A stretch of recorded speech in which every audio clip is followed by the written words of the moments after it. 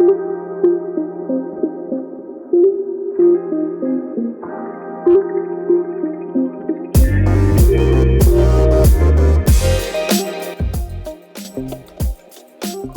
to the Real Dream Podcast. I'm your host, Daily News. I'm here with my boys, Duke and Mailman. How y'all doing today, fellas?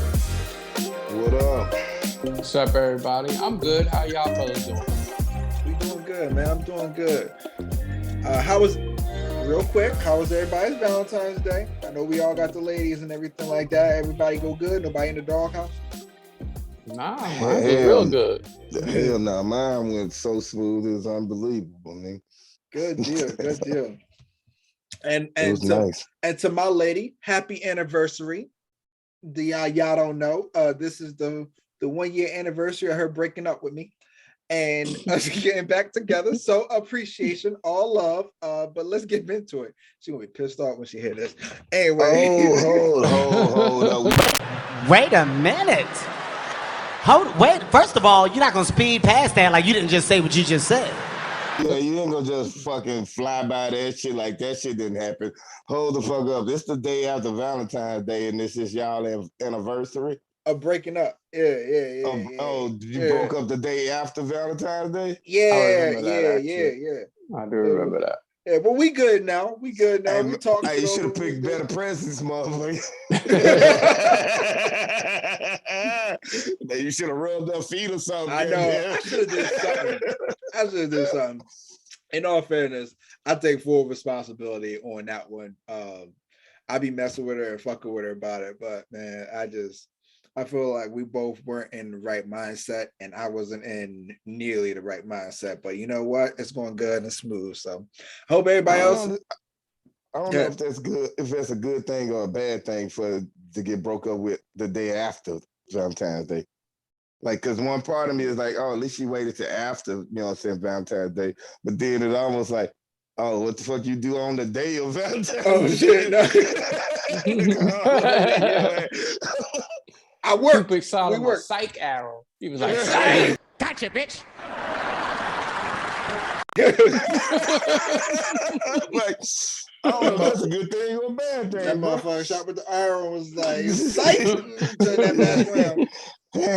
Foul. There. Missed you by a hair. And I know, right? So, but nah, man, it's going good. It's going good. And so all my Valentines got presents. And What did he say? And we still going strong. All my Valentines got presents. Yeah, you ain't get your little ones a present? My daughter and my girl. Yeah, you both. That's it. Yeah. Oh, yeah, see, you said all mine, so that means like, you know what I'm saying? That means like more than two. He was thinking you were talking about a plethora. Yeah. Didn't it sound like that shit? Yeah. Okay. Me, right? If I didn't know him, maybe. Right. But we know he ain't smooth like that. So I ain't know if he was having one of his butter knife moments or no. No. I'm not confident in that. There's too much. I got my little mama here, got baby girl, got her baby girl, got her little man. I ain't know what to get him, so I just got chocolate. So I was just like, hey, player. Eat up, get some cavities while you can. So, but it's all love, man. But anyway, to our listeners, we hope y'all had a happy, good Valentine's Day, and everything's going well. But yeah, man, let's get into it, man. Our first topic of the day comes from Valentine's Day, man. I was on a side note, I was at work not too long ago. And one of my coworkers got into a heated discussion with all the women at work. And me being Daily News, you know, the opinionated man that I am, I minded my damn business because I am the only man there and I did not want that heat. I'm sorry, I am not going to comment on your relationship. So I was just like, yeah, y'all go ahead. I'm going to let y'all duke it out. But it was an interesting topic, man. It was about this idea of relationships having standards, right? There was some people that was on the side of agreeing you should have standards in your relationship. And there was some people on the side of you shouldn't have standards on your relationship. Both of them made really good points, but I wanted to bring it to the fellas, man. How do you feel about that? So go ahead and elaborate on standards. What standards were they talking about? So that's what I wanted to know. Okay, so let's talk about it. Specifically, they were talking about the standards of what a man, because this was all women. That's why I'm minding my damn business. They were all talking about the standards that you should place on your significant other about what they should and shouldn't be doing in their relationship. What is okay? What is not okay? How should I be treated? How should I not be treated? Work ethic, all these things they were just talking about, like a plethora of it. But I'm just going to talk about just general standards. Having a standard of a man that's going to make a certain amount of money, having a woman that's going to do a certain amount of housework, those type of things. What is your guys' take on having those standards in a relationship? Are you talking about are you talking about standards or conditions? No. For like, you know what I'm saying, for a relationship, because I'm still a little hazy on this one. Yeah, standards. You're with me. So being with me means you have to do this. This is I gotta do a goddamn. That's a condition. Mm-hmm. Yeah, I don't agree with standards in any way, shape, or form. Mm-hmm. You know, be with the person that you love, be with the person that you care about. Y'all can figure everything else. I ain't got no fucking standards. Ain't nobody put no damn standard on me. Mm-hmm. During the time that we was getting to know each other, that was your time to figure out if I quote unquote met your standards. If I don't meet your standards, then there's no point of us getting into a relationship. When we're in that talking phase, that's when you can verify if I'm good enough for you or not. But if you come at me with this laundry list of shit, you might as well go ahead and we done. You know what I'm saying? I'm gonna tell you right now, I'm not the one for you, because I'm not with that shit. Because I don't put no standards, no conditions. I don't put none of that shit on somebody. I just go off of how people make me feel and how I can gravitate towards them and what we have in common and things of that nature. And then even sometimes what we may not have in common, but see if we can come to a common ground on it. So no, I don't agree with standards in any way, shape, or form. And this might be a question more so if we have or had a female guest on here, for maybe she can, or maybe somebody from your work or whatever the case may be, where they can explain what they meant. Not someone from my work. Them bitches is crazy. But I'm gonna let y'all. We just go. Look, boy, there was some sparks flying. I thought somebody was gonna get stabbed with a syringe at work the other day. So, but let's talk about. What about you, Mel? Man, how you feel about this? I'm in agreement with Duke here. Like, you know, for me, standards but that's why I want to make sure you clarify this thing for me, for standards versus conditions, because I believe that everybody have their standards for, you know what I'm saying, okay, I want to be with this type of woman. I want, you know what I'm saying, her to look this type of way, or be, you know what I'm saying, a nurturing versus a nature type of woman. I want her to be caring. I want her to be sweet. I want her to be compassionate. Those are the things that I consider standards. You know what I mean? But that doesn't mean that me dating you is conditioned upon, you know what I'm saying, you having to meet all these kinds of requirements for you to be with me. Yeah. Like, you know what I mean? There's certain things that, you know what I mean, I'm not going to be moved on for as, you know what I mean? When it's like, you can't be fucking still married, you know what I mean? You can't be seeing somebody else and talking about you want to be in a relationship with me. That shit is not going to fly, you know? But when it comes to like standards and things like that, I feel like when I meet you, I'm already looking at you and profiling you to see if you meet my standard, you know, because that first initial thing is attraction, right? I want to see, you know what I'm saying, if your beauty standards are, you know what I'm saying, meet my standard, sort of quote unquote standard, you know what I mean?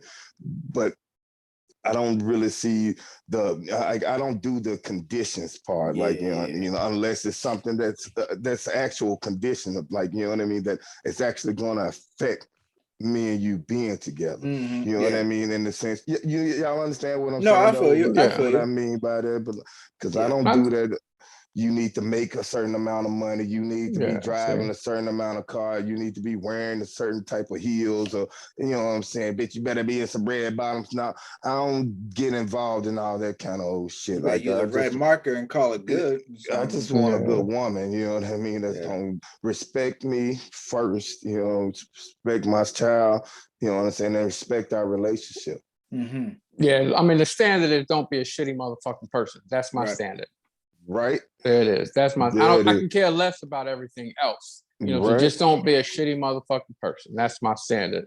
That's why I think this question is going to be answered completely different for men and women, because I think men, we tend to, we don't. I mean, yes. I mean, there's always exceptions to the rule. There's going to be some dudes out there that like, oh, she gotta have this, she gotta have that, blah blah blah blah blah. I mean, but I think she gotta have a fat ass. I need to have a fat ass. For the most part, I think dudes, man, that's part of that whole. Sometimes we just more laid back, and just like that same reason why we can literally do nothing and be happy with it. That's why, because we don't try to overcomplicate shit a lot of times too. Okay, so I'm gonna put this out to our listeners, right? Before I answer, I'll put this out to our listeners. Do you feel that having standards in your relationship is healthy, or is it counterproductive to you guys being a happy and healthy relationship? What is it that you practice? Let us know in the comments on Facebook, Twitter, Instagram, YouTube. Let us know. We want to hear about it. This is when I heard this conversation at work and I saw these women arguing about it. It made me so aware that men and women are just so differently with how we comprehend shit, right? And one of the biggest things that one of them said to me was that it is okay to have standards in your relationship, in a sense that your man is supposed to do this, that, and the third. Things like if you ask him to do something and he says, this is something I can do, if he's supposed to provide security, or you're communicating your feelings, this is okay. The issue is you have to communicate this to him, or else there's a difference between a standard. You guys have set a standard. You asked him if he can provide this. He said, yes, I can provide this. That's a standard. If you set an expectation, you're saying, hey, I want him to provide this, but I haven't communicated this to him. Or he said, I can't do this right now. But you still set that expectation that this is supposed to be met at some point in time. If you do that, that's wrong. If you set a standard and they just fail to meet it, and they just agree that this is something they're going to do and don't do it, then that might be a habit, and that's something you two should conversate about. And I was like, the hell is you talking about? I don't agree with this at all, right? I feel like if you get to a relationship, there's a growth aspect that you guys are supposed to grow with each other.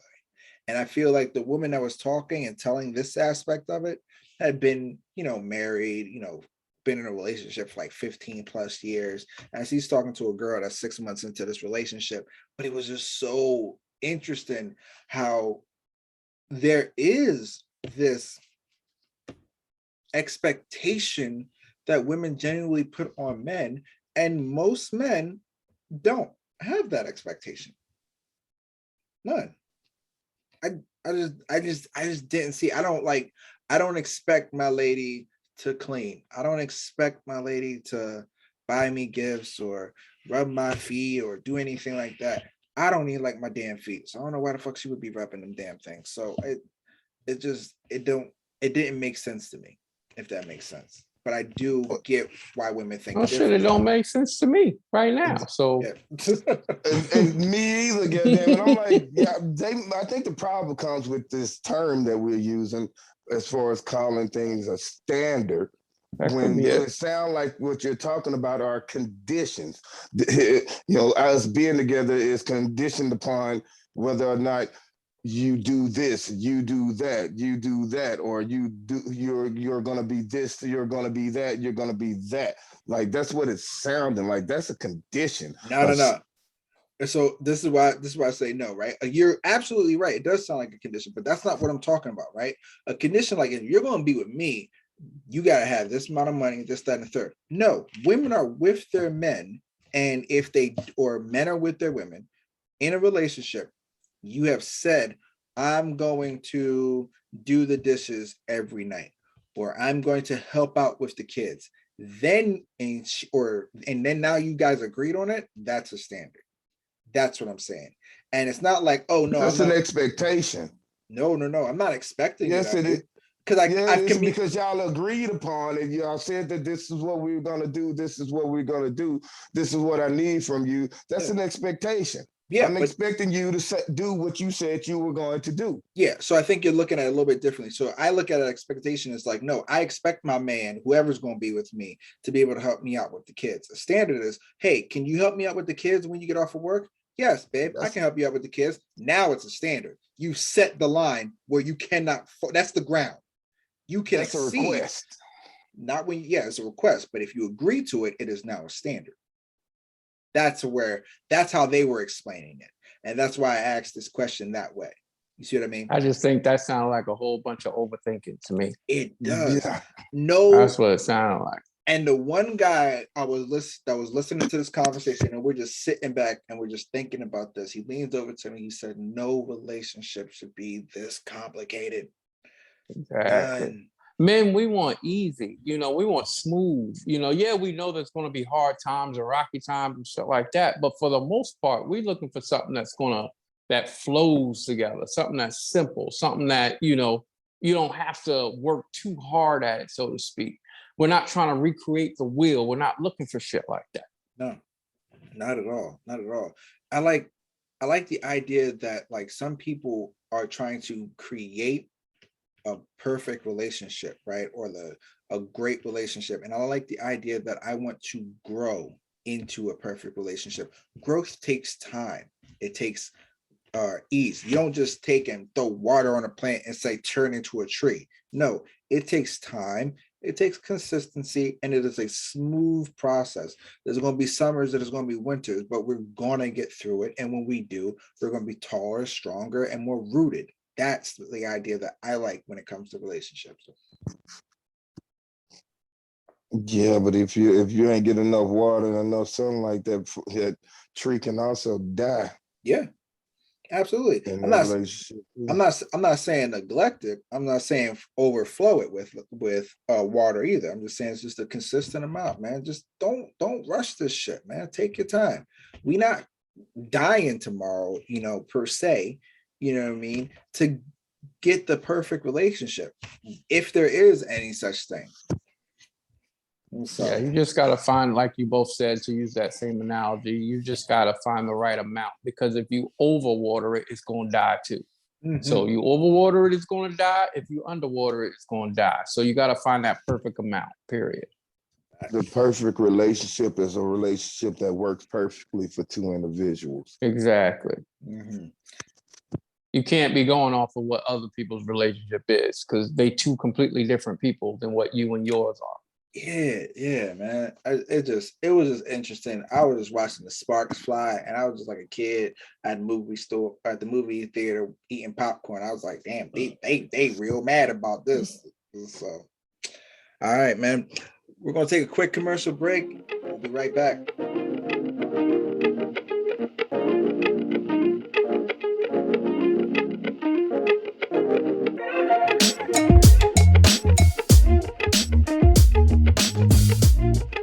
And we're back to the Real Dream Podcast. We're on to our second topic of the day. And once again, we're talking about some life things that has happened to me that I want to talk about on the podcast. So a little bit personal, man. My younger brother in high school is one of the top athletes in the state right now, right? His high school is ranked 5th in the state in basketball, and currently he is the best basketball player on the team and was just diagnosed with type 1 diabetes.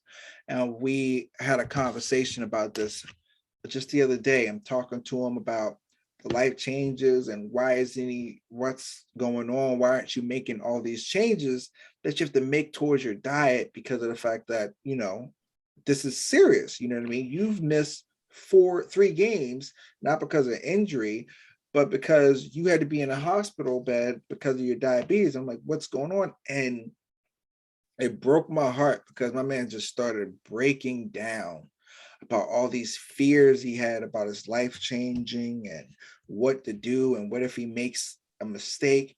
And all these things were holding him back from actually making the right decisions, because he had resources, he had people around him that have dealt with this and things like that. And we had a real heart to heart and talked about it for about, an hour, 2 hours, and came off better from it. But I wanted to talk to the fellas because we've all made life changes dealing with our health in some way, shape, or form based off of circumstances. And so I'm gonna put this out to you guys. What are some of the obstacles of making those changes that you have to make?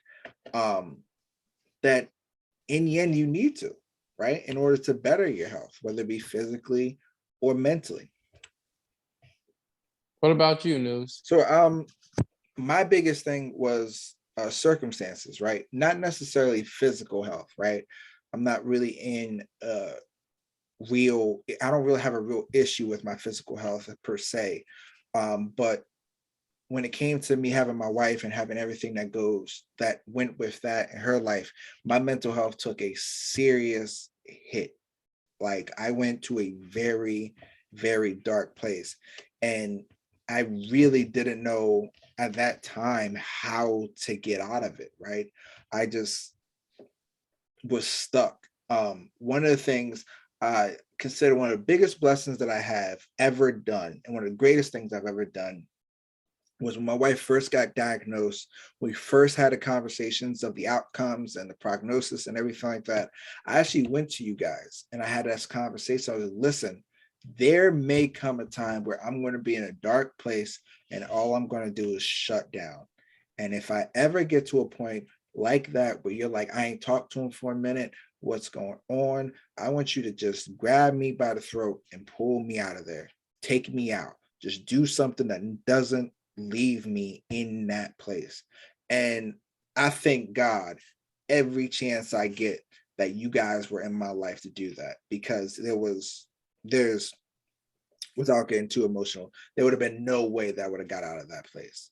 And I think for me, when it came to my mental health, was to really, really understand that there are going to be people out there to help you get through and get out of that place.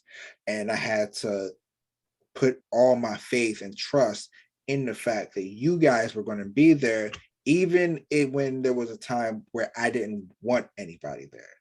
And so, like I said, mine is more mental, but man, that was my thing, was to lean on the people that love and care about you in order to help you make the right decisions for you. And so that was me.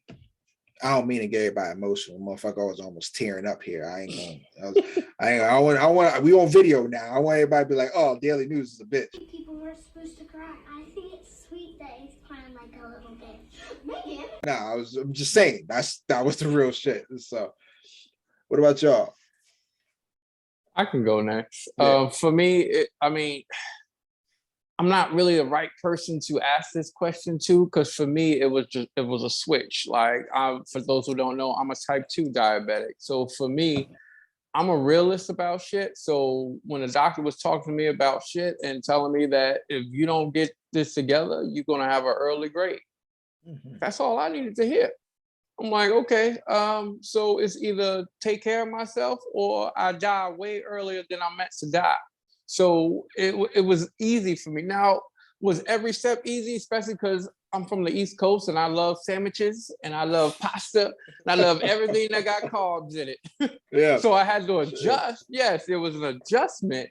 But for the most part, it was easy. It was just like, okay, well, I have smaller kids and I want to be around for significant parts of their lives. And the only way I'm going to do that is if I start eating right, if I start, eating right and exercising and all of that stuff. And, we talked about it on video before, is, you do things enough, it becomes a habit. So now I can't even remember a time where I wasn't eating healthy or I wasn't exercising pretty much daily. I just can't think of a time when I was doing that now, because it's so far and few in between, because it was, let's see, about 5 years ago now that I was diagnosed. So 5-6 years ago now that I was diagnosed. So, I've been living with it for a little bit now. Yeah. I remember both of you going through your changes. And I remember I was like, damn, these motherfuckers are losing weight like a motherfucker. Like this motherfucker look like he like my size. And then I gained all your weight. And I was like, what the fuck? So man. Yeah. Yeah, for those who don't know, I used to be 270 pounds. Now I'm like $160, $170 at best. Yeah. So and yeah. And I used to be $160. And now like I don't want to say how much I am. Now you look like 56. Yeah, I know. wait. What are you saying? Hanging from the ceiling at the Super Bowl. Looking more like dollar bill shit. I heard something too. Like 50 cents looking more like a whole dollar. Shit, yeah. What about you? What about you, mailman? See, well, for me, and maybe, you know what I'm saying, in the past, I kind of operated from a place of fear, but here, the me now tends to not operate in that manner or from that perspective as in a place of fear or fear of things happening or fear of things. But that doesn't mean to say that I'm not cautious about things. I'm aware of what's happening in the world. I'm aware of what's happening around me. And, you know, I like Duke having type 2 diabetes and your brother having type 1 diabetes. You know, when you start seeing things like this happen around you, you start thinking to yourself, well, if it can happen to them, it could happen to me, right? Yeah. And so how about instead of sitting around waiting on it to happen to you, why don't you take some precautionary measures right now to make sure that that doesn't happen to you? Yeah. And so that's what led to my transformation. Also, you know, and like I told you guys earlier, had a phone call with my moms, and my mom was on there like, ooh, baby, you getting big. I'm like, oh, hell no.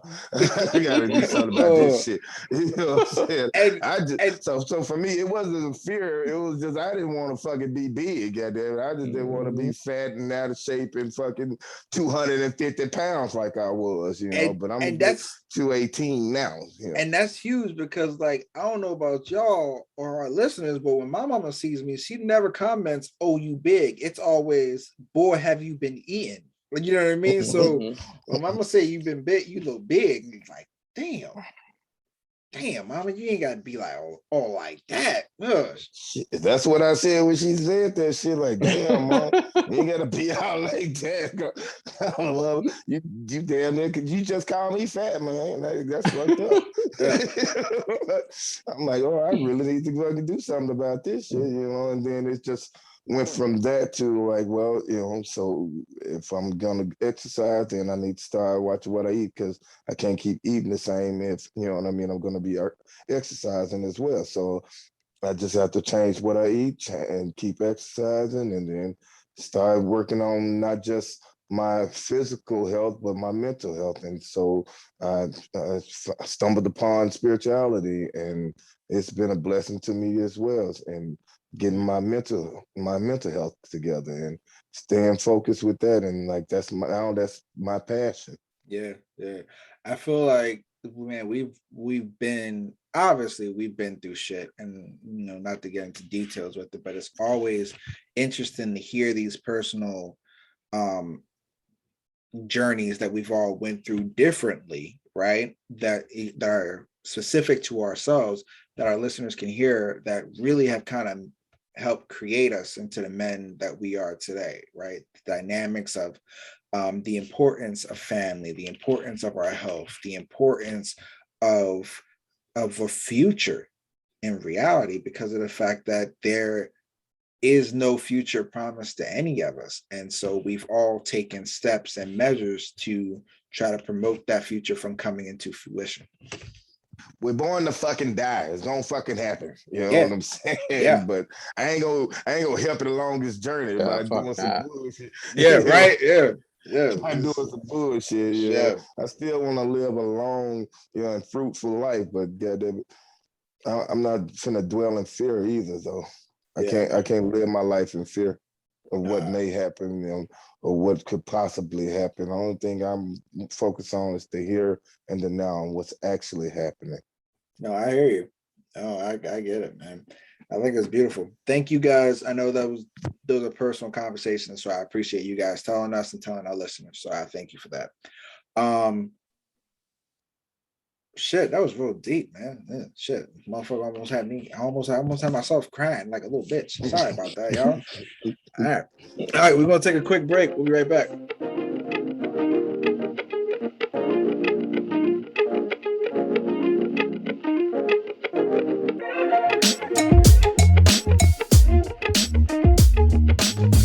And we're back to the Real Dream Podcast. We're on to our third topic of the day.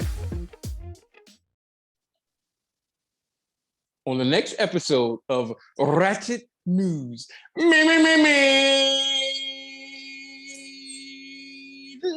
get ratchet. Motherfuckers. First off, did y'all like the dramatic pause in the beginning, the build? Did you like that? Yeah, you liked it. Shit. You liked it. Build up. There it is. Oh shit! Hey, I know everybody was like, "Oh shit!" What's the one that player that did that? He was like, "You like that? You like that? You like that? You like that? Oh, like Kirk that?" Cousins. Yeah. Entering the stage, the Dark Knight.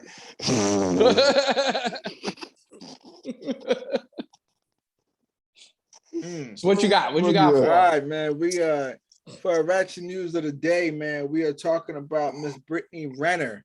I don't know if y'all have heard or what or listened to our podcast episodes about Miss Brittney Renner.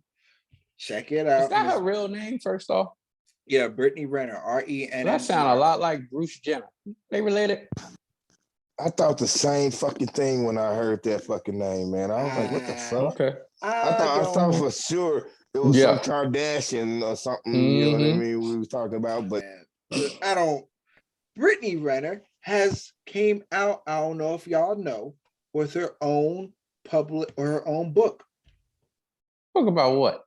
Her book about her sexual escapades with athletes and all these things that she's done. Y'all ain't know that. Porn? Is this written porn?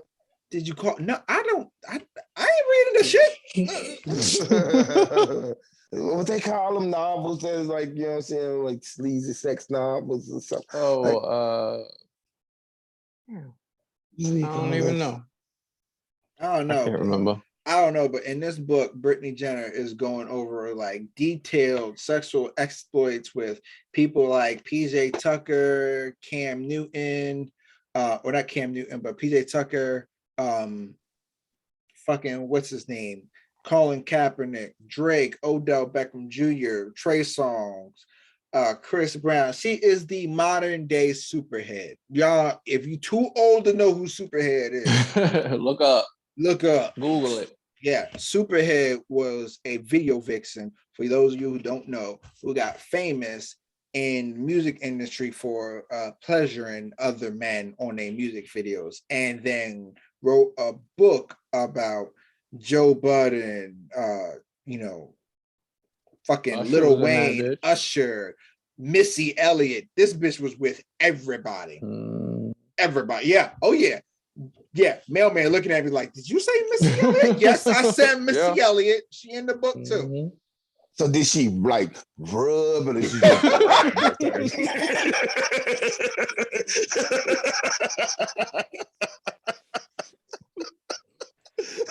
I just want to know. Oh my gosh. Okay, so Brittney Renner is now wrote a book about all these sexual escapades about all these men, and then has an interview with none other than Cam Newton about her issues with men now. She is upset that she is not getting, her DM quality has gone down.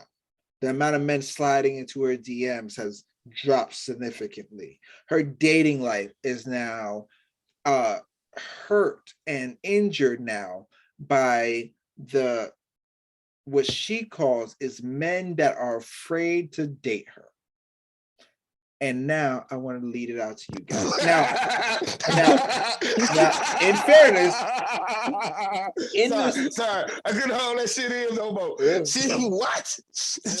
Men that are afraid to date her. Mm-hmm. Wow, afraid, huh? Yeah, bitch. No, they smart. They ain't fucking afraid. And she's talking about like men would still fuck her if she gave him the chance. There's still men out there like, if I gave you the chance, you would come to me. And Cam Newton is like, no, I gotta be honest with you. Let's keep it a band. I would not slide into your DMs because I know what your reputation is now. Exactly. I don't want to be in your second book. And she's like, it ain't about my second book. It's about motherfuckers being scared of me, being scared of a strong woman. So let's get into this. How do y'all feel about this? This bitch what is motherfucking retarded. strong woman? What's the strong woman part? She talking about when she like this. Goddamn it, that forearm strength strong. That forearm strength. Nigga said forearm strength. It's strong, nigga, strong. You know what I'm saying? That's what she talking about, goddamn. What the fuck this woman is fucking delusional. That's what it is. And now I think it's just a cry for attention and a publicity stunt to try to get more fucking sales for a fucking book. Because this bitch, you know what I'm saying, would be irrelevant otherwise. And she know, like, ain't nobody checking for her otherwise. She said it her fucking self, her DM quality is fucking dropped and all this other bullshit. Ain't nobody checking for this bitch. Because what she did to PJ Washington. Motherfuckers ain't stupid. Nope. And then bragged about it. That's what happened. You bragged about it, like, you know what I'm saying? Like that was a trophy that you done did, and that was something that you did good at. And so motherfuckers was like, okay, I see what you about. Fuck you. I think that's what killed her shit. Mm-hmm. I think it's interesting that she like wants to sit there and make this claim that like, oh no, it's because of my book. Nobody reading your shit. Nope. Nobody give a damn about your shit. I don't even care. know the bitch had a book. I ain't even tell you the name of the book because I don't even care. Like I don't know. I could see it, but I'm like, I ain't reading that shit. This is the title of the book. Judge that cover, or judge this cover. Nobody give a damn. That is not a book I want to read. Hold on. Don't judge a book by its cover. That's what it's playing off of. Yeah, judge this cover. Bitch, your shit is a whole fucking pop-up book. It ain't no motherfucking Really, it is. Like, it's not like, here's the thing. No one cares that you're a hoe. It's in retrospect. It is 2022. There are tons of hoes now. Like it is what it is. None of these motherfuckers is making money. It's called OnlyFans. Your problem is that you fucked over a young man, did him dirty after years and years of basically placing the claim that you were going to find one that is eventually you were going to do dirty. Like you said it. You made a claim like, look, athletes are dumb. You can just fuck one of them, get knocked up, and you're set for life. And what do? You date a young athlete, have sex with them, get pregnant, and now you set for life. And you expect people to care about what you have in this dumb book. Nobody cares that you slept with Trey Songz. Okay, cool. Half of Atlanta has slept with Trey Songz. Congratulations. Nasty motherfuckers. and I don't know if Trey Songz, if you listening, I'm not saying you a hoe. You know what I mean? You can I am. All y'all motherfuckers hoes. No, I'm just kidding. Hey, ain't nothing wrong with being a hoe. You know what I'm saying? Where are these hoes? You know what I'm saying? It's just dirty ass, gold digging ass, good for nothing ass, trifling ass fucking hoes that we don't fucking like. You know what I'm saying? Like, don't be fucking around with a man and his kids and taking his kids from, and on top of that, trying to take them for all this fucking money. No, don't be doing that kind of shit. You foul, bitch. You foul. Well, damn. Well, damn, man. You okay? If you're mad, just say so. I just call it like I see him. You know what I'm saying? That's all. I just call it like I see him. You know. If it look like a duck, it quack like a duck, and it walk like a duck, goddamn it, it's a duck, right? It ain't a damn mongoose. All right then, shit. To all our productive and self-sustaining and non-publicity grabbing hoes out there, we salute you. To this bitch, whatever. That is salute the hoes. No, I'm just saying, if you want to be a hoe and you making your money, do it. Yeah, listen, I ain't even on the market, but there's plenty of hoes out here making money, doing right by their families, and not putting motherfuckers on blast and ruining people's lives. Good for you. No. Fuck that. Let's be real. You know what I'm saying? Because we got daughters too. We do not promote hoes and hoish behaviors. We do not condone that type of shit. Ladies, respect yourself. Be respectful to yourself and to your bodies and things like that. You are a treasure. You are a gem, and conduct yourself accordingly. Please do it. Mailman is right. Conduct yourselves accordingly. You are supposed to do that. But for those of you who don't,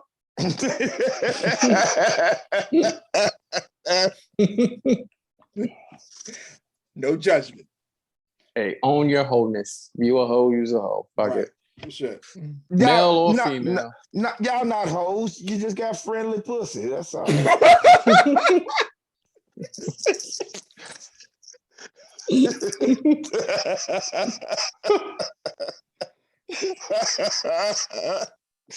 And on that note, we gonna call it, man. To any of you guys, shit. Do you guys have anything else to say? I'm sorry. I don't know where that came from. I feel like mailman know a hoe or two, and he just preaching to them and letting them know. Yeah, it's okay. He like, that's all it is. In his mind, he like, I hope this bitch listening. I hope you listening to me. This is for you. This is for you. Yeah, no, I ain't got no hoes. And not saying you got hoes. Not you got. Okay. I'm just saying you might know a hoe. I think we all know like one. Well, I kind of know a few hoes. You know what I'm saying? I know some rehabilitated hoes. Oh yeah, they ain't hoes no more. They was when they was younger. Right. I think we all were to a certain extent. I was just about to say that, like, because I think, you know what I'm saying, I had my hoish phase too, you know what I mean, running around here for a while. But that was when I was younger, you know what I'm saying, way younger, you know.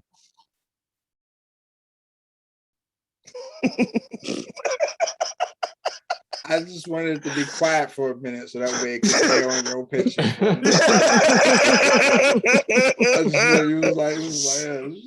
We've all had it. It is what it is. You know what I mean? I think every person has gone through a phase. I don't want to call it a hoe phase. Let's call it an self-exploration phase where you're trying to figure out yourself. My single phase. I was single at that time. Let's put it that way. You know what I'm saying?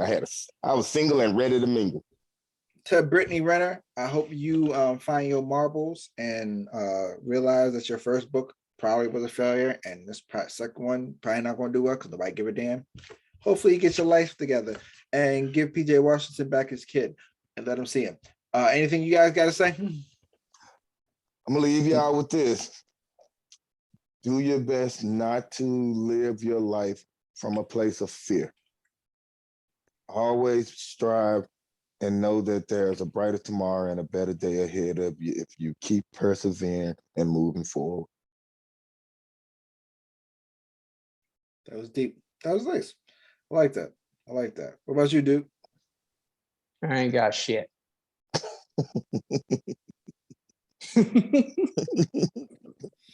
Yeah. All right, then. So, to our listeners or to my boys, Duke and Mailman, listen, I love you guys. Love you too, brother. Love you too. Love both of y'all. Love you too, Duke. Shit, I almost couldn't get it out my damn mouth. Love you, bro. Love you, bro. It just sounds better. It just sounds better when I just like, I love you, bro. You know what I'm saying? No homo. Gotta make sure you say the no homo. We gotta bring that in. Well, I love y'all too. I love my brothers too. And to our listeners out there, you guys keep dreaming. Take care.